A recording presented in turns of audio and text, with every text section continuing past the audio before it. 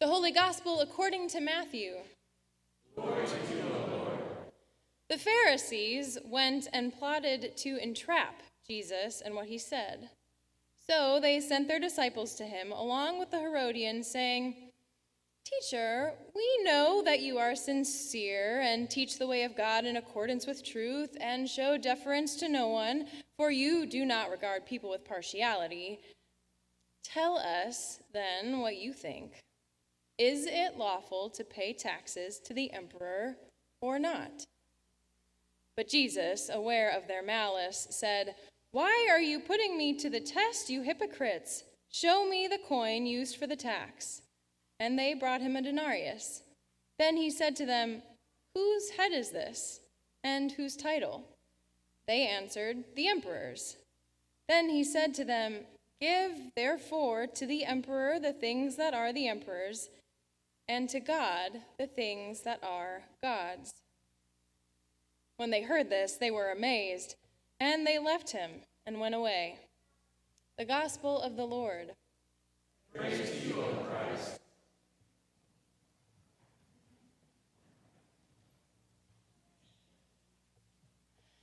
I gotta be honest with you. I find today's gospel text wholly unsatisfying, frustrating, and just so typically Jesus. It doesn't simplify anything, but makes things complicated, blurring the boundaries between the secular and non-secular. It leaves me with so many questions. Most particularly, what belongs to God? Or put another way, what doesn't belong to God? Apparently, theologians can't agree on this passage either, so I guess I'm not alone. At first glance, it may seem to suggest that our lives and gifts can be compartmentalized, divided between God and country. But there was no concept of separation between civic and religious life in Jesus' day, and even as we think about what that separation means practically for us, I think we're all aware of how messy it gets. Dividing up our time, talents, and treasure between two proverbial bins labeled church and civil society is an exercise in futility. It can leave us wringing our hands, paralyzed.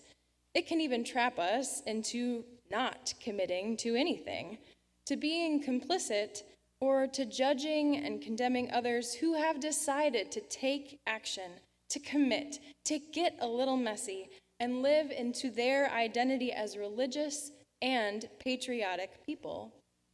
We think to ourselves that surely they're doing it wrong. The balance is all off. They belong more to their country than to God, or more to God than their country. But it's not so easy. We belong to God.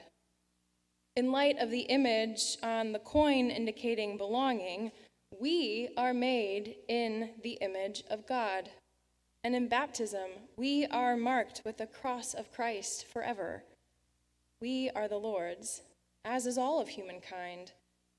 This was particularly revolutionary for Jesus' audience, as so many were slaves, being told their bodies and possessions belonged to the emperor, who the idolatrous coin claimed to be Son of God. In our context, we have various images projected onto us to determine our belonging. Images that tell us what is beautiful, masculine, feminine, American, Christian. There are various demands on our material possessions that play into these images too. Whether we have a nice car, a white picket fence, the latest technology, a good job. But we bear God's image. It is God who declares our belonging. We are set free from earthly hierarchies and value systems. This text also convicts us. How have we been hypocritical? How do we play the polite questioner of God while being dismissive of all God stands for?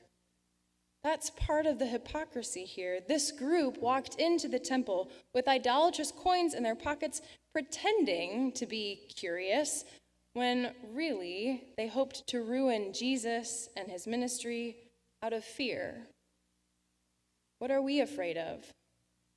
In what ways do we claim God's authority, but act as though we are in control?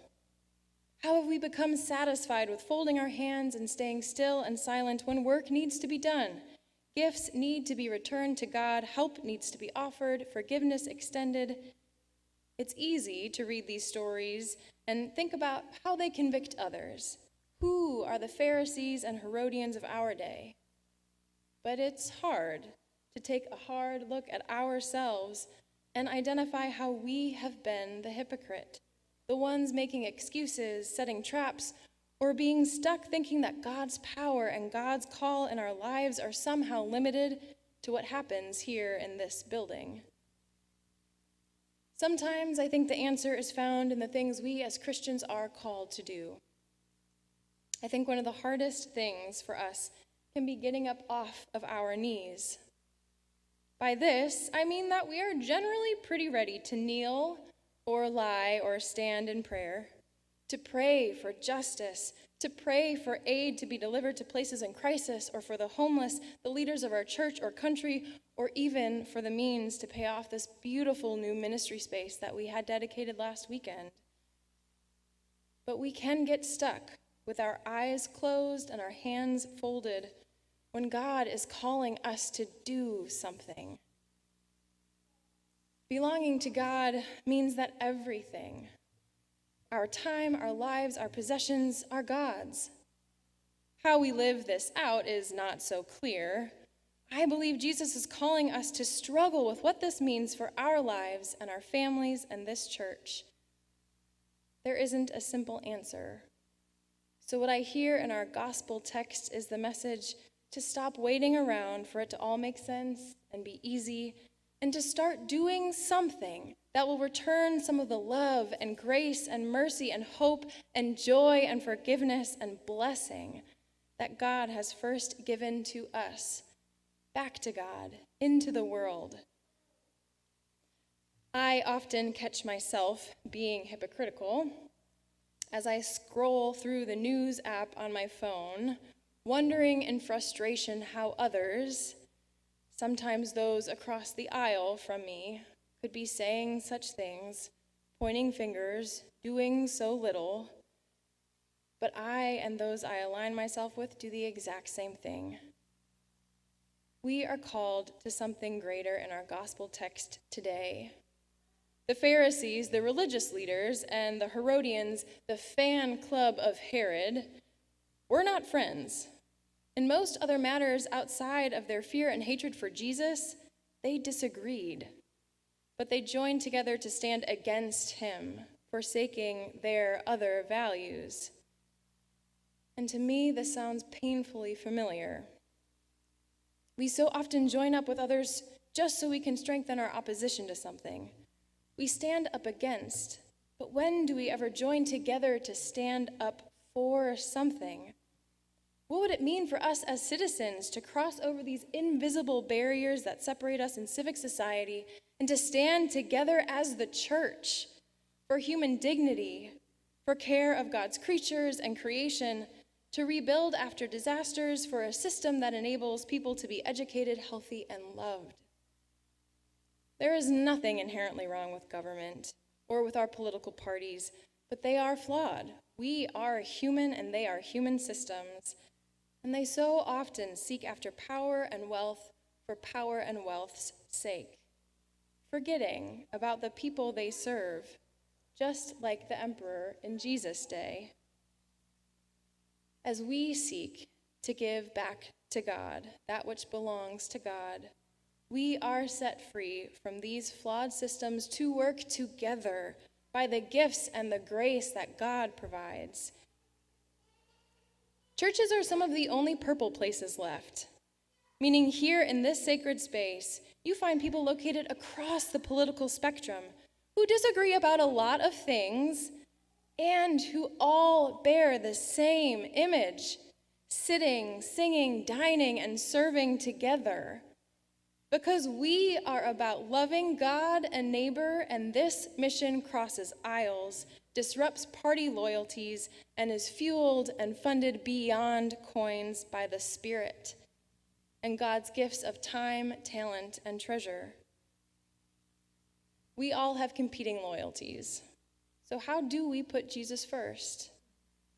We at Hope are at a pivotal moment in our mission and ministry. We have completed this beautiful building project, stepped out in faith, trusting that God will provide so that we can continue to grow our mission and ministry. So will we now follow through, returning to God the gifts that we as stewards have received? Will we continue to grow our ministry, investing in people through social outreach and evangelism? Or will we live in fear of mortgage payments and debt? We are stewards of this building, God's mission and ministry, the gifts which we have received, and the business of this church. It's not simple. It's messy and complicated. I suppose in the end, Jesus is reminding us that God's sovereignty is not a question of our loyalty, but it is a matter of reality. And Jesus lifts up our struggle to discern what this means as part of what we do as people who bear the image of God. The image of a God who commands us to love one another as Christ loves us. The image of a God who welcomes all to the table. The image of a God who has brought us this far by faith, by God's grace, and for the sake of loving God and neighbor.